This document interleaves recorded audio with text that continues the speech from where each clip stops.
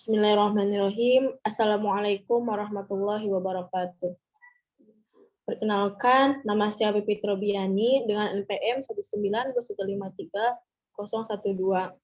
Pada kesempatan kali ini, saya akan mempresentasikan proposal penelitian yang telah saya buat dengan judul Pengaruh Model Pembelajaran POE2WE berbasis ELKS terhadap hasil belajar.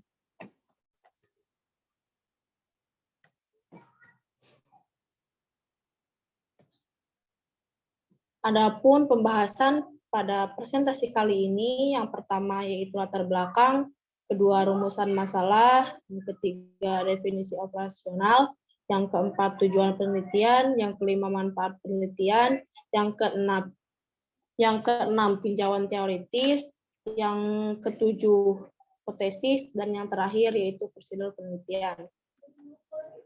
Untuk pembahasan yang pertama yaitu latar belakang.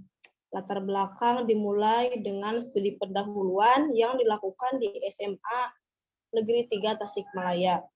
Studi pendahuluan ini terdiri dari wawancara guru dan angket siswa. Angket siswa ini ditujukan kepada kelas 11 MIPA SMA Negeri 3 Tasikmalaya. Dari studi pendahuluan tersebut muncullah permasalahan-permasalahan. Di antaranya yaitu yang pertama hasil belajar siswa yang kurang, yang kedua yaitu hasil belajar yang kurang, yang kedua yaitu ketertarikan siswa kurang terhadap pembelajaran fisika. Yang ketiga yaitu kesulitan-kesulitan siswa dalam mempelajari materi, di antaranya pada materi keseimbangan dan dinamika rotasi. Kesulitan tersebut dialami siswa dalam pemahaman konsep atau keterkaitan konsep yang satu dengan keterkaitan konsep yang lain. Kemudian kesulitan yang selanjutnya itu kesulitan siswa dalam penerapan fisika dalam kehidupan sehari-hari, sehingga pemahaman siswa masih kurang maksimal. Adapun batasan masalah dalam penelitian kali ini yaitu yang pertama subjek penelitiannya yaitu kelas 11 MIPA SMA Negeri 3 Tasikmalaya. Kemudian hasil belajar yang dimaksud adalah hasil belajar kognitif. Kemudian konsep materinya keseimbangan dan dinamika rotasi.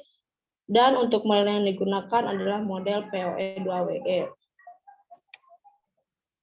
Nah, dari latar belakang tadi muncullah rumusan masalah, yaitu adakah pengaruh model pembelajaran POE2WE berbasis ELKS terhadap hasil fisika pada konsep keseimbangan dan dinamika rotasi.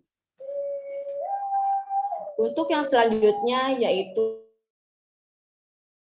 pada definisi operasional ada 3 pembahasan. Yang pertama yaitu POE2WE, hasil belajar, dan tentunya materi keseimbangan dan dinamika rotasi. Model pembelajaran POE2WE berbasis ELKS merupakan model pembelajaran yang diawali dengan melakukan prediksi yang berhubungan dengan materi yang akan diajarkan dengan berbantuan ELKS atau LKS digital yang di dalamnya memuat tahapan-tahapan pembelajaran sesuai sintak model yang digunakan. Untuk yang kedua yaitu hasil belajar. Hasil belajar merupakan kemampuan yang didapatkan siswa setelah pembelajaran. Hasil belajar dapat berupa kemampuan pemahaman, keterampilan, ataupun perubahan tingkah laku. Pada penelitian ini, peneliti hanya hasil belajar yang dimaksud hanya pemahaman saja atau kognitif. Kognitif yang dimaksud yaitu C1, C2, C3, dan C4. Kemudian untuk materi keseimbangan dan dinamika rotasi itu sendiri merupakan KD pengetahuan 3.1, yakni menerapkan konsep torsi, momen inersia, titik berat, dan momentum sudut pada benda tegar, yaitu statis dan dinamis, dalam kehidupan sehari-hari, misalnya dalam olahraga.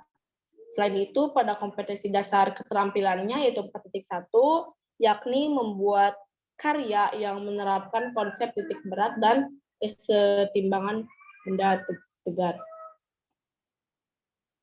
Untuk yang selanjutnya yaitu tujuan penelitian.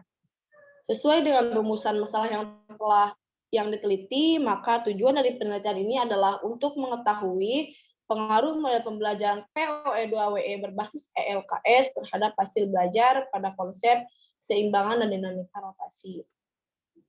Untuk yang selanjutnya yaitu manfaat penelitian. Manfaat penelitian ada dua, yaitu manfaat teoritis dan manfaat praktis. Untuk manfaat teoritis itu sendiri, yaitu memberikan penjelasan tahapan POE2WE berbasis ELKS agar dapat digunakan oleh seluruh pelaku pendidikan demi kemajuan pendidikan khususnya pada mata pelajaran fisika. Kemudian untuk manfaat praktis, yang pertama itu bagi sekolah sebagai bahan masukan dalam memberikan kebijakan, yang kedua itu bagi guru sebagai alternatif dalam mengembangkan pembelajaran, tentunya untuk meningkatkan hasil belajar, yang ketiga yaitu bagi peserta didik, yaitu dapat meningkatkan hasil belajar tentunya, yang keempat yaitu bagi peneliti. Peneliti menjadi lebih mampu untuk menentukan, mempersiapkan, dan merancang suatu strategi pembelajaran. Untuk yang selanjutnya yaitu tinjauan teoritis. Tinjauan teoritis itu sendiri ada 3 pembahasan. Yang pertama yaitu POE2WE, yang kedua hasil belajar, yang ketiga yaitu keseimbangan dan dinamika rotasi atau materi yang digunakan.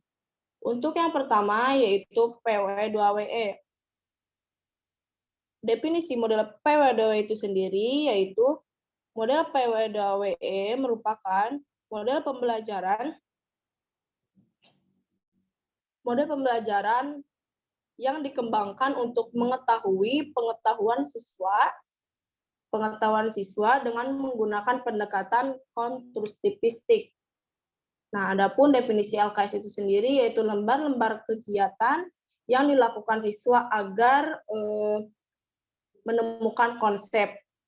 Nah, untuk yang selanjutnya yaitu definisi model POE2WE berbasis LKS, yaitu model pembelajaran yang mengkolaborasikan model pembelajaran dengan pendekatan konstruktivistik berbasis LKS digital atau biasa disebut ELKS untuk memudahkan pendidik dan peserta didik dalam kegiatan pembelajaran. Untuk yang selanjutnya yaitu hasil belajar. Hasil belajar, mohon maaf, untuk selanjutnya yaitu kelebihan model POE2WE. Untuk kelebihan model POE2WE itu sendiri yaitu ada siswa lebih aktif, mandiri, kemudian meningkatkan kemampuan berpikir kritis, kemudian mempermudah peserta didik dalam memahami materi. Itu. Nah, untuk tahapan-tahapan model POE2WE yang pertama yaitu ada prediction, melakukan observasi, yang kedua ada observation yaitu melakukan pengamatan atau observasi, yang ketiga ada explanation yaitu menjelaskan, kemudian ada elaboration yaitu mengaitkan materi yang diajarkan dengan dalam kehidupan sehari-hari, kemudian write itu menuliskan hasil tahapan-tahapan sebelumnya, kemudian evaluasi itu melakukan evaluasi bisa dengan cara guru memberikan soal terhadap siswa dan siswa menjawab soal tersebut. Kemudian yang selanjutnya yaitu hasil belajar. Hasil belajar adalah kemampuan yang diperoleh siswa setelah melakukan kegiatan belajar, di mana belajar itu sendiri dimaknai sebagai proses perubahan perilaku sebagai hasil interaksi antar individu. Nah, perubahan yang dimaksud meliputi pengetahuan, kebiasaan, sikap, dan tingkah laku. Kemudian untuk taksonomi Bloom ranah kognitif, yaitu ada 6. Yang pertama C1 mengingat, C2 memahami, C3 menerapkan, C4 menganalisis, C5 menciptakan, dan C6 mengevaluasi. Namun dalam penelitian ini hanya dibatasi sampai C4 saja. Untuk selanjutnya yaitu materi, keseimbangan, dan dinamika rotasi. Materi yang dibahas yang pertama yaitu torsi, yang kedua momen inersia, yang ketiga momentum sudut, yang keempat titik berat, dan keseimbangan benda tegar. Untuk yang selanjutnya, untuk tinjauan teoritis, yang selanjutnya yaitu hasil penelitian yang relevan. Pada penelitian kali ini, peneliti menggunakan 5 referensi. Yang pertama yaitu dari Jessica Purba dan kawan-kawan dalam jurnalnya yang berjudul Pengaruh Pembelajaran Digital dengan Blended PWE bagi siswa atau mahasiswa. Kemudian yang kedua Heri Maulana Sidik dan Arik Nur Mahmudin dalam jurnalnya yang berjudul Efektivitas PWE terhadap hasil belajar siswa pada materi alat optik. Kemudian Ihsan Nurdiansyah dalam jurnalnya yang berjudul Penerapan Model PWE terhadap pemahaman konsep fisika materi gelombang berjalan dan gelombang stasioner. Kemudian Rizky Al-Fajriyah dan Budi dengan judul jurnalnya yaitu Penerapan Model PWE berbasis virtual learning pada materi listrik arus bolak-balik. Kemudian yang terakhir yaitu Yuni M. Permatasari dalam jurnalnya yang berjudul Model Pembelajaran PWE berbantuan e-modul meningkatkan pemahaman konsep matematika materi integral tak tentu fungsi aljabar kelas 11 SMA Widya Gama Malang. Untuk yang selanjutnya yaitu kerangka konseptual. Nah, untuk kerangka konseptual dapat dilihat pada bagian kerangka konseptual. Yang pertama yaitu dari dilakukan studi pendahuluan untuk muncul permasalahan. Permasalahannya itu yaitu pertama belajar fisika yang masih rendah, sulitnya siswa memahami konsep, guru tidak mengaitkan materi dengan kehidupan sehari-hari, guru kurang menantang kemampuan berpikir siswa dalam proses belajar.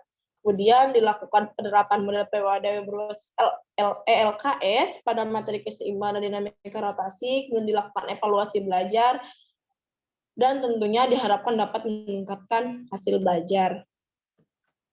Untuk yang selanjutnya yaitu hipotesis penelitian. Hipotesis penelitian HO-nya yaitu tidak ada pengaruh pada pembelajaran PWE berbasis ELKS terhadap hasil belajar. Untuk HA-nya itu ada pengaruh model pembelajaran PWE berbasis ELKS terhadap hasil belajar. Untuk yang selanjutnya yaitu prosedur penelitian.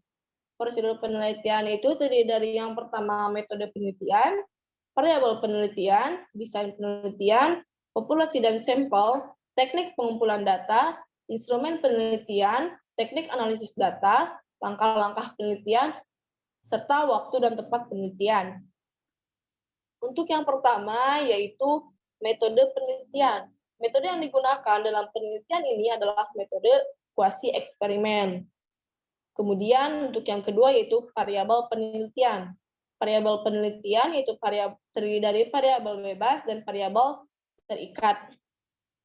Variabel bebasnya yaitu model PWE. Untuk variabel terikatnya yaitu hasil belajar.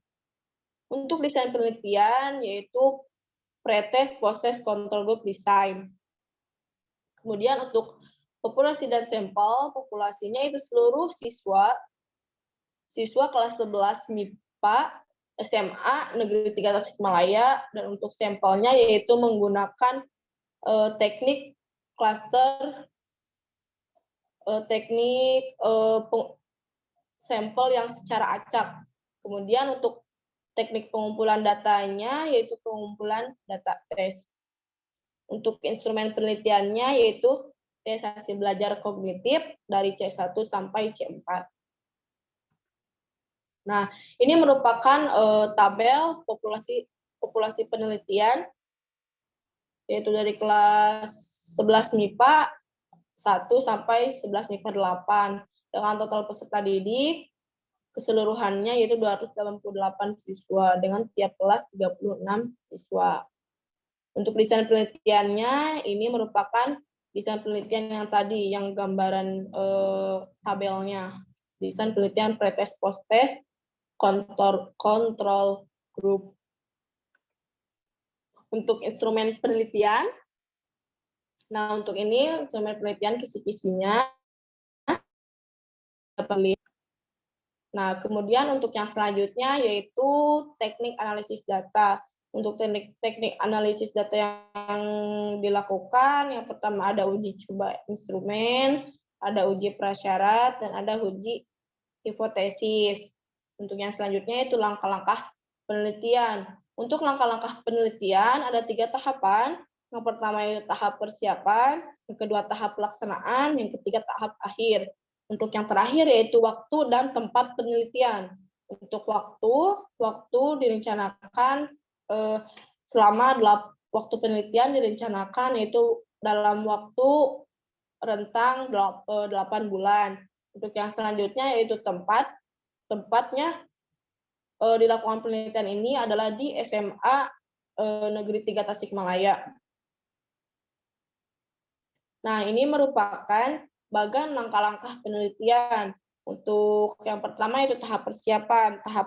Tahap persiapan ini meliputi mengurus surat izin penelitian, survei tempat uji coba instrumen, membuat instrumen penelitian, dan lain-lain, uji coba instrumen, analisis hasil uji coba instrumen, dan perbaikan instrumen. Kemudian ada tahap pelaksanaan, yaitu pretest, pelaksanaan pembelajaran, dan post-test. Pelaksanaan pembelajaran ini terdiri dari 2 kelas, yaitu kelas eksperimen dan kelas kontrol. Kelas eksperimen menggunakan model PWDW berbasis ELKS, kemudian kelas kontrol menggunakan model konvensional, yaitu ceramah.